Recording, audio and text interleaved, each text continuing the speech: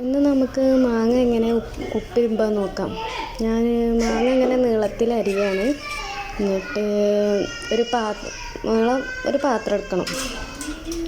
നമ്മളൊരു പാത്രം എടുത്ത് വെക്കുക. എന്നിട്ട് അതിലോട്ട് ഇങ്ങനെ മാങ്ങ ചെറുതാക്കി അരിഞ്ഞ് പാത്രത്തിലിടണം. ഞാൻ അരിഞ്ഞുകൊണ്ടിരിക്കുകയാണ്. പാത്രത്തിലോട്ട് ഇങ്ങനെ അരിഞ്ഞ് ചെറുതാക്കി അരിഞ്ഞിടണം. ചെറുതാക്കി അരിയുമ്പോഴാണ് നമ്മളെ ഉപ്പ് ഇതൊക്കെ കൂട്ടി തിന്നാൻ ഒരു രസം ഉണ്ടാവുക. അപ്പോൾ അങ്ങനെ നമ്മൾ പാത്രത്തിൽ അരിഞ്ഞ് വെച്ചിട്ടുണ്ട്. ഇനി അതിലോട്ട് കുറച്ച് മുളകും പൊടി ഇടുക. മുളകും പൊടി ഓരോരുത്തരുടെ എരിവിനനുസരിച്ച് അതിനനുസരിച്ചുള്ള മുളകും പൊടി ഇടുക. പിന്നെ കുറച്ച് ഉപ്പ് വെളിച്ചെണ്ണ ഒഴിക്കുക. വെളിച്ചെണ്ണ ഒഴിച്ചാൽ വേറൊരു രസമാണ് മാങ്ങക്ക്. പിന്നെ നമ്മൾ അതിലേക്ക് കുറച്ച് ഉപ്പിടുക. ഉപ്പ് ഒരു തുള്ളി ഇട്ടാൽ മതി, കൂടുതലായ രസം ഉണ്ടാവില്ല.